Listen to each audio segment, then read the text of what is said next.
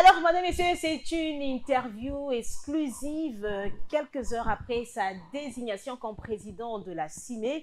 Alors, il s'agit bien de Idriss Katenga, qui est désormais président de cette structure des confessions religieuses qui s'intéresse donc aux questions électorales en République démocratique du Congo. Alors, bonsoir, bonjour. Bonjour madame. Un plaisir de vous avoir donc sur ces plateaux quelques heures après votre nomination. Est-ce une surprise pour vous que vous soyez porté à ce poste comme président de la CIME par le chef des confessions religieuses?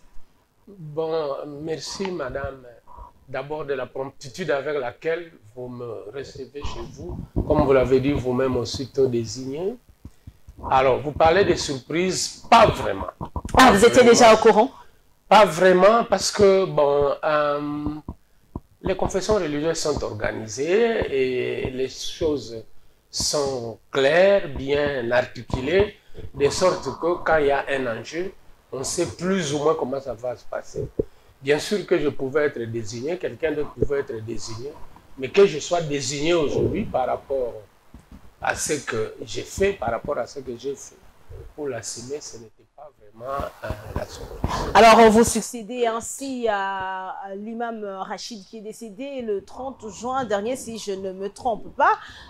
Les défis en face de vous, les Congolais veulent bien savoir, si les défis qui sont en face de vous en tant que nouveau président de cette structure. Merci madame, il y a beaucoup de défis. D'abord, vous avez dit que je viens de succéder à un grand homme.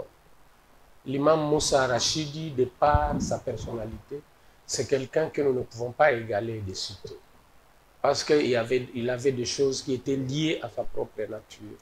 Un homme imperturbable, un homme toujours constant, toujours droit, un homme rompu à l'éthique, hein, qui travaillait corps et âme à la pacification, à la réconciliation. Je vous dis, madame, que l'imam Moussa Rachidi est resté debout pour la cause de la République démocratique du Congo jusqu'à la veille de sa mort. Alors vous voyez que cet homme-là, il est difficile de le remplacer. C'est pour cela que vous avez bien fait de parler en traitant des défis. Il y en a beaucoup. Le premier défi d'abord, c'est de faire en sorte que, après lui, quand on a pris son fauteuil, personne ne dise, oh voilà. On ne regrette pas son départ en fait. Ça, c'est le premier défi. Alors, il y a également d'autres défis. D'abord, les défis, nous sommes là pour la médiation. Vous l'avez dit dans votre mot d'introduction, la médiation, et la prévention et la gestion des conflits liés aux élections. Mais vous savez, chez nous, on ne sait plus faire une démarcation entre les conflits liés aux élections et les autres. Aujourd'hui, par exemple, les élections sont derrière nous.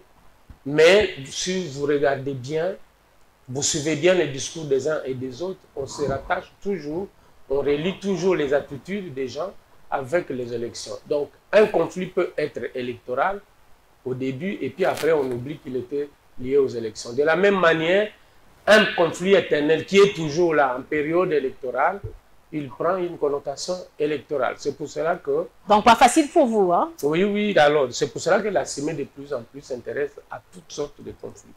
Parce que les conflits ne peuvent pas aider notre pays à décoller. Nous saluons les efforts qui sont menés par les autorités, mais ces efforts-là ne peuvent pas prospérer dès lors qu'ils demeurent des tensions, des poches. Alors, c'est le défi. D'abord, nous avons la guerre à l'est du pays.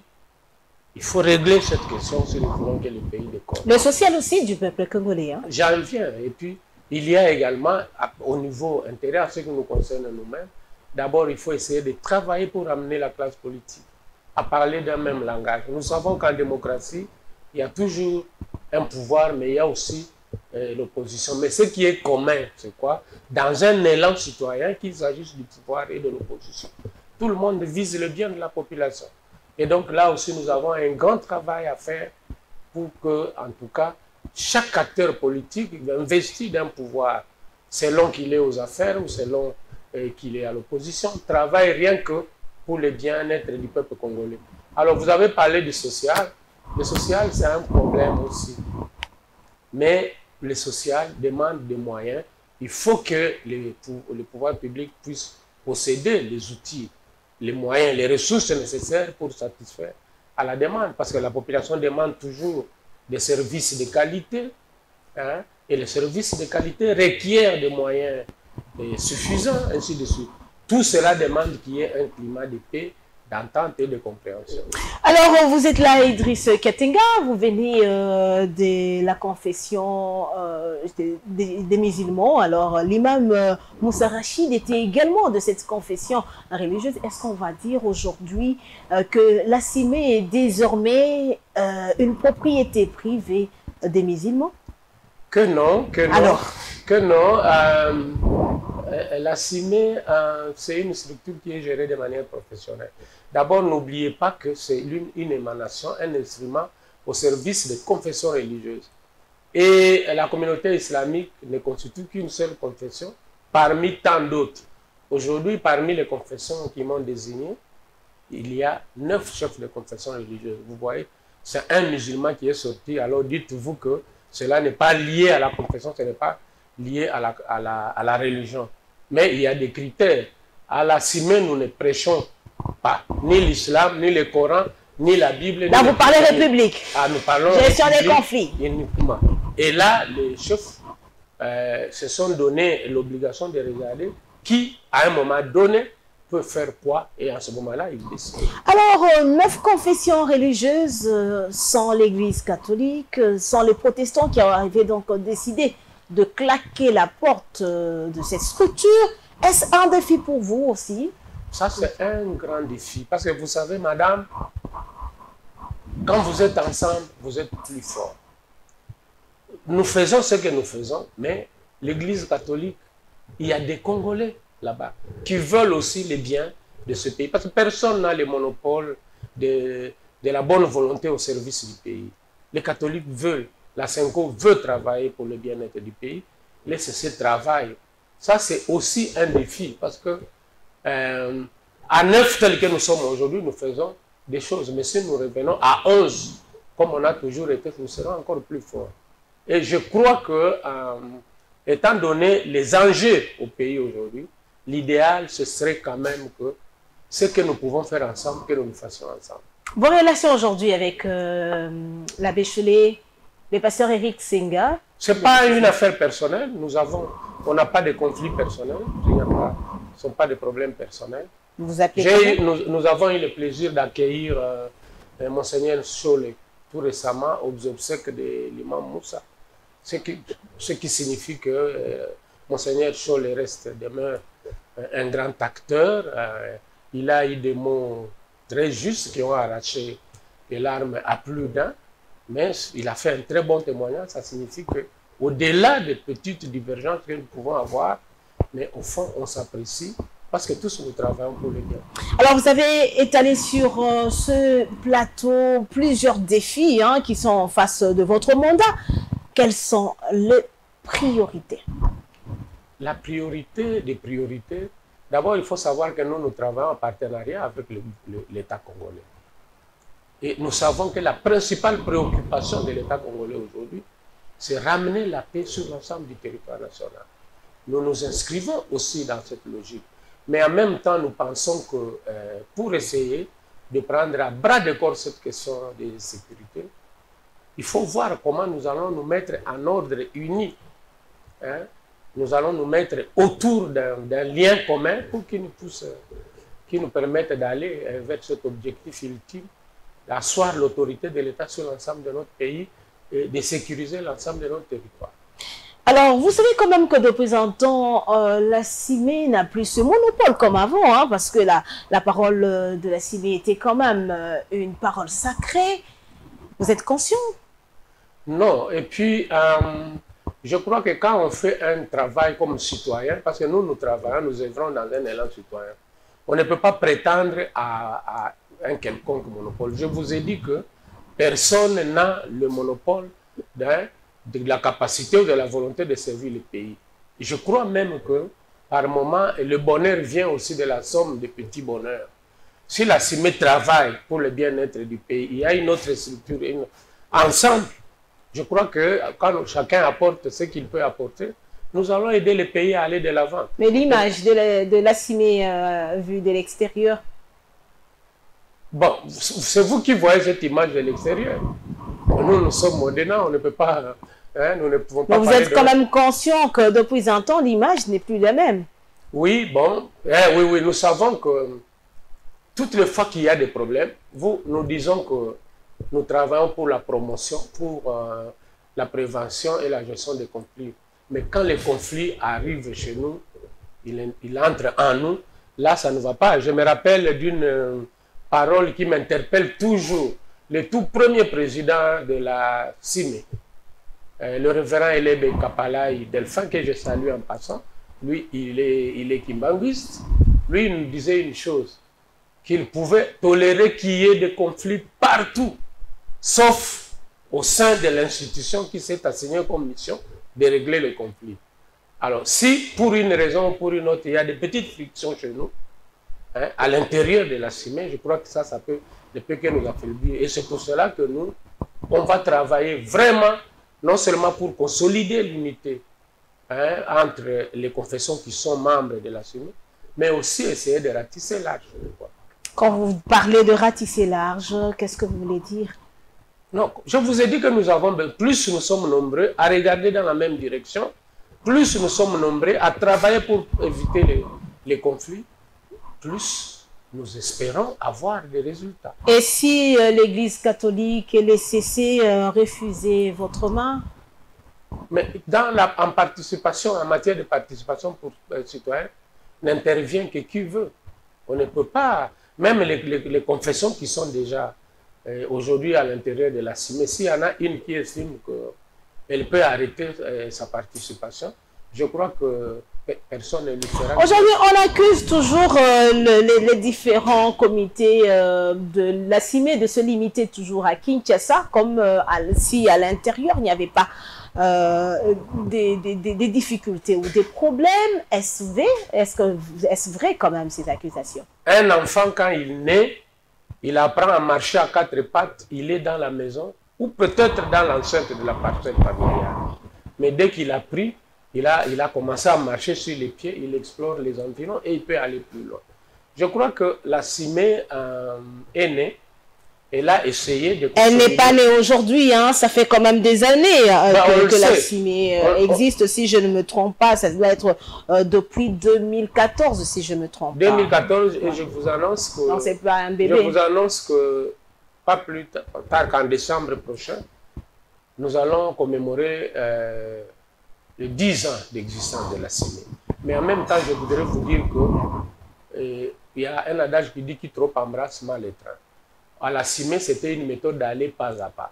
Il y a une période pour tout. La naissance, la structuration, vous pensez comment vous allez exister, et puis vous prenez l'extension.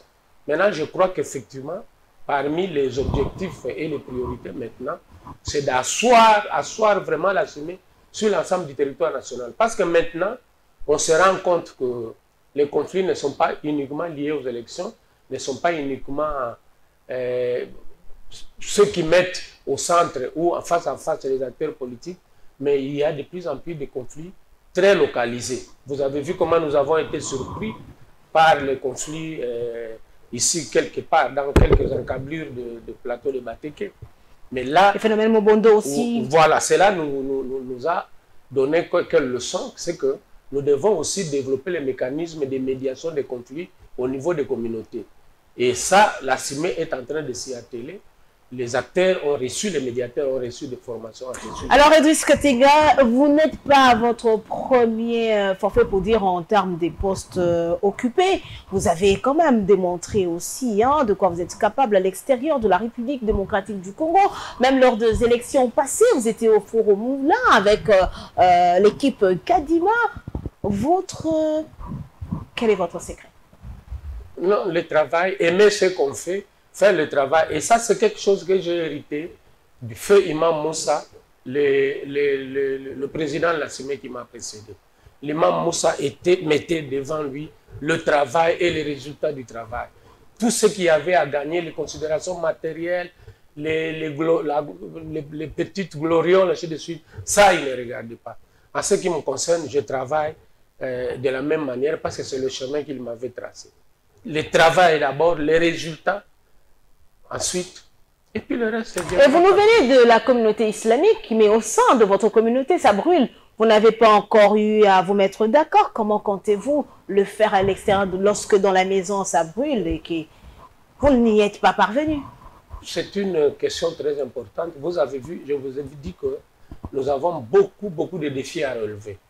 Ce n'est pas seulement à la communauté islamique qui a des problèmes. Dans plus d'une confession, il y a des problèmes. Et je crois que le principal défi qui nous guette, c'est celui-là. Parce qu'on ne peut pas, comme vous avez dit, aller balayer devant la case du voisin quand vous n'avez pas déjà commencé par balayer votre propre case. En ce qui concerne la communauté islamique, je suis heureux de savoir que les gens qui se sont regardés comme chiens de faïence, il y a un temps, maintenant ils se parlent. Après ma désignation, si je vous montre les messages que j'ai reçus, vous ne pouvez pas vous imaginer... Message de félicitations. Oui, vous ne pouvez pas vous imaginer que le premier à agir très promptement, c'est des gens qui étaient opposés à moi hier. Ça signifie qu'il y a un temps pour tout. En tout cas, en ce qui concerne la communauté islamique, l'heure est à la réconciliation. C'est là d'autant plus que le chef de l'État lui-même s'est investi sur cette question. Vous savez, comme personne avant lui, le chef de l'État s'est par 2 fois. Normalement, nous, quand on parle comme médiateur, on n'aime pas citer surtout les politiques parce que les gens peuvent vous dire facilement qu'on est... Mais de quel camp ou quel... Mais ici, ce n'est pas de ça que je parle, mais je dis seulement que par 2 fois, le président de la République aujourd'hui est venu. Non pas qu'il a reçu les musulmans chez lui, mais lui, il est venu vers les musulmans pour leur demander un seul cadeau. Mettez-vous ensemble. Mettez-vous ensemble. Même Dieu qui nous a créés, j'espère qu'il voit ça. Alors, il a même désigné une médiatrice, à l'occurrence, madame la ministre d'État, qui est musulmane comme nous. Alors, vous voyez que les musulmans ne peuvent pas être insensibles à une telle sollicitation. Alors, votre regard aujourd'hui de la situation quand même socio-politique de l'heure en République démocratique du Congo, parce que ce sont des questions qui vous attendent, bien sûr, comme vous avez essayé de le décrire tantôt. Vous savez, il y a une image, on nous dit, si quelqu'un est en train de construire une maison, il dépose une brique, il y a quelqu'un qui vient casser la brique. Il dépose une deuxième brique, vous allez faire des années, la maison ne va jamais prendre de la hauteur. C'est pour cela que nous disons les conflits. Moi, je suis musulman. Chez nous, chez les musulmans, on dit les conflits est pire que le meurtre. Celui qui a tué, il a tué peut-être une personne. Mais dans les conflits, vous ne pouvez pas savoir combien de victimes il y aura. C'est pour cela qu'il faut arrêter les conflits. Et c'est pour cela que la CIME s'investit vraiment pour essayer de rapprocher les partis. Il n'y a pas, rien n'est impossible. Je sais que quand vous suivez l'environnement politique chez nous aujourd'hui, vous voyez une certaine radicalisation. C'est normal. Parce que les Congolais, nous avons l'habitude de nous faire du mal. Ailleurs, on discute sur les idées.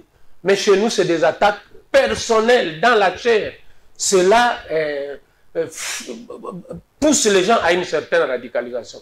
Mais en même temps, nous rappelons aux uns et aux autres qu'il n'y a que de personnes qui se sont fait du mal, qui peuvent se réconcilier. Vous et moi, madame la journaliste, on n'a jamais eu de conflit, on n'a jamais eu de problème. Vous ne m'avez rien fait. Moi, je ne vous ai rien fait. Pourquoi pouvons-nous parler de réconciliation entre nous?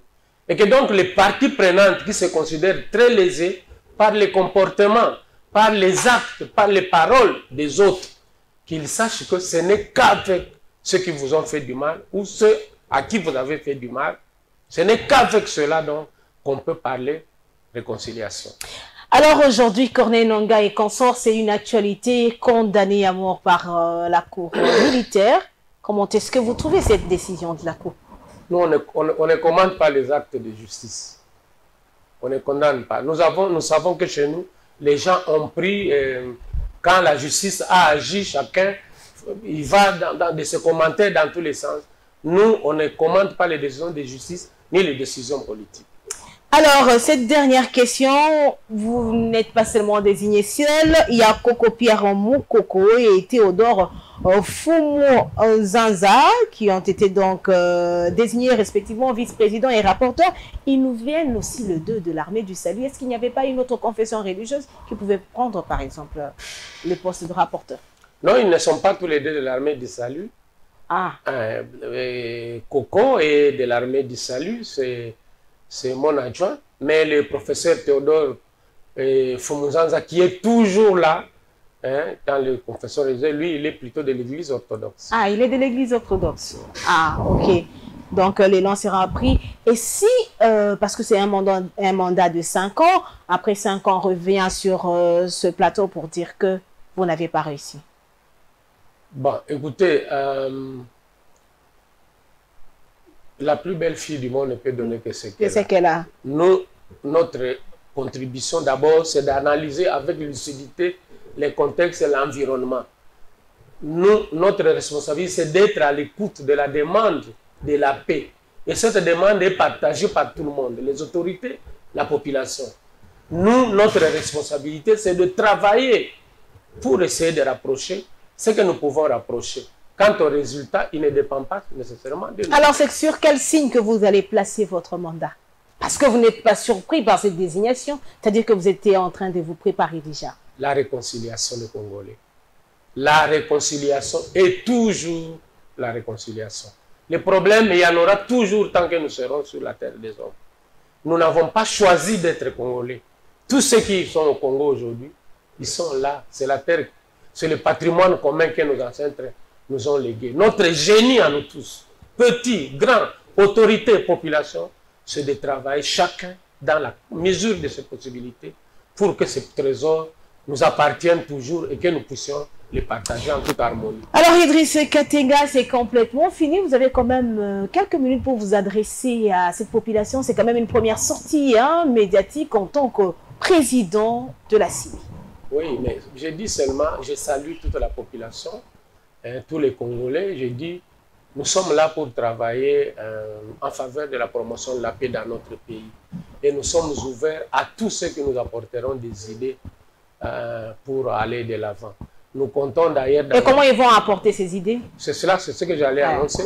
Nous comptons mettre sur pied un mécanisme qui va nous permettre de récolter les informations à temps réel. Parce qu'il y a des conflits qui deviennent grands tout simplement parce qu'ils n'ont pas été pris en charge à temps. Il y a beaucoup de choses que nous pouvons régler en contactant les autorités qui en ont le pouvoir. Ils règlent.